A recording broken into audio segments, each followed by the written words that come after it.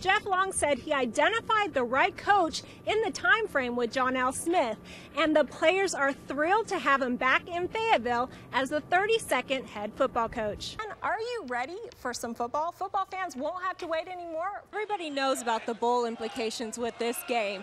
Now, last year LSU took the boot home. Is it important for the team to bring back the boot to Arkansas? Coach Anderson also said he is very excited with the return of BJ Young as well as a healthy Marshawn Powell. But he says it's imperative that they work on gaining leadership as well as depth for this upcoming season.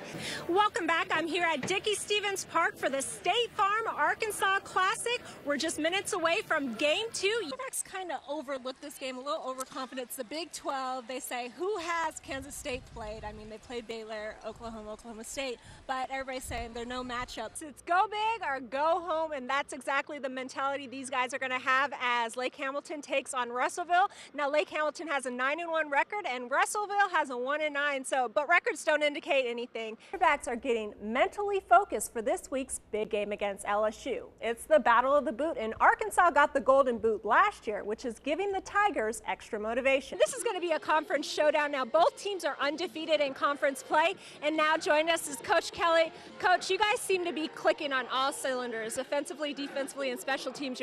Well, the Diamond Hogs had a doubleheader yesterday looking to sweep Binghamton. Let's check in with Game 1. Matt Reynolds decided to just keep the bats going here in the first down one with Tim Carver on. He finds one, he likes one, and turns on it.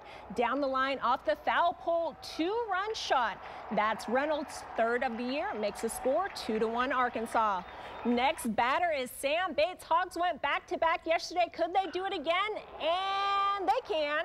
Bates with a no-doubter off the scoreboard in right center. That's his 5th of the season. Arkansas leads 3-1 after the first inning. Moving on to the 5th, tied at 3 again. Yup, but here we go. Jimmy Bosco yanks one down the line into the bullpen. Again with Carver on. Bosco second. It's 5-3 Arkansas. Let's check out the scoreboard. The Razorbacks were trying to get an early Christmas present, a win. Let's see if they did that last night against Louisiana Tech.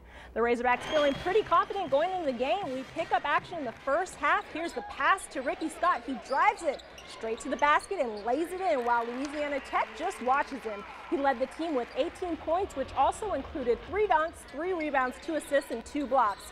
Here's Marvell Wave from behind the elbow, draining the 3. Coach Anderson liking what he's seeing from his team. Arkansas ends up winning this one 77-63. Let's hear from Coach Anderson after the win. The 5-5 UAPB Golden Lions looking for a win for their final regular season game. Let's head to Pine Bluff. We pick it up. Tigers with the ball. Rico Smalls with the deep pass to Richard Samuel. And he doesn't get stopped till the 1-yard line, and that puts them at really good position. And then the third time's a charm because the Tigers trying to get into the end zone, and it works on try number 3. The field goal is blocked. That makes the score 6-0 Tigers. Then a little bit later, Golden Lions with the ball, and Stephen Jones dives into the end zone for the first UAPB touchdown, giving them the lead 7-6. Later, the Golden Lions' Adrian Moore gets a good block, getting him all the way into the end zone. UAPB wins this one big, 42-6. Jesse Johnson is 23-0 this season in the 106-pound weight class and the #1 seed going into the state championship tomorrow. But it was a long road getting here. Jesse Johnson was born in Russia. At 3 years old, an Arkansas family adopted him, but it didn't work out. 6 years later, he got the family of his dreams. Still, it was a tough road. I had a lot of anger issues and all this, and I was looking for something to take out my aggression and all this. And I really wanted to join a sport. He became a member of a wrestling team in 5th grade, but it wasn't easy at first. It was so much harder than Jesse imagined. I was thinking, it's like, man, I'm not going to ever be good at anything or anything. Jesse was born missing 3 limbs. It's normal to me, because I haven't known any other way, and I don't look at it as a disability, I look at it as, I'm just another guy out there, trying to compete. His coach for the last 3 years, Ty Roberts, says Jesse never uses his limitations as an excuse. First impression of Jesse was just like the wow factor as far as watching him move around on the mat and watch him compete with the other wrestlers, and not just watch him compete, but watch him win. Through adversity, he has come out on top. His limitations tell you that he's tough. Tells you that he's got to, anything he's getting in life, whether it be wrestling or anything else, he's got to adjust and he's got to modify it. And the way he seems to be doing that with wrestling, the way he's modified everything in his life and the way he's modified his moves, it seems to be working with him. And continues beating the odds. Destroy your opponent within the rules of wrestling. Understand that? Yes, sir. All right. It makes me really happy, you know, that I am, you know, inspiring people. But at the same time, you know, when I'm out there wrestling, I'm not thinking of that, you know, I'm thinking about winning. You guys get plenty of rest And Jesse is a junior this year, but he's hoping to receive a scholarship through wrestling to attend college. And he says when he grows up, he wants to be a motivational speaker. Let's go, Ryan, let's go! He is a star on the field. Really good, really energetic, and really confident.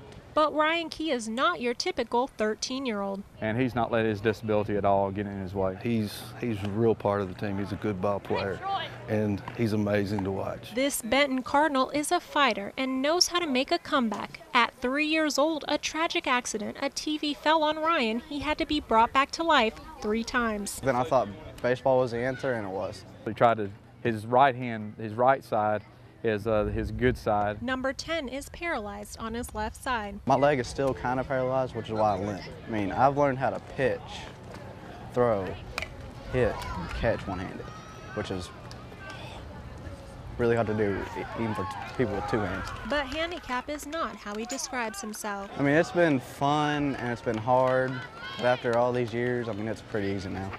It is giving him another outlet to form relationships with people, a social outlet, and again, just an encouragement to be treated the same. When Ryan is on the field, you can see his passion for the game. It's just desire and want to. It's amazing to see him on the mound and to throw it and then put that glove up and catch it. So, Benny, how do you feel playing with me?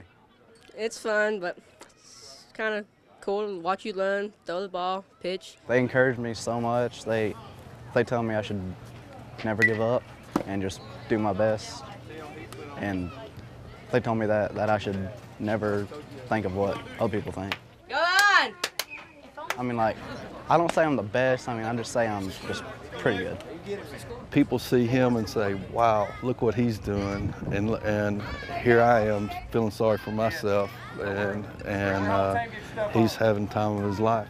It's just, he's got that spirit that he's going to do it and do what it takes to overcome or to excel. And it's just neat. He's got a fantastic arm, and he knows it.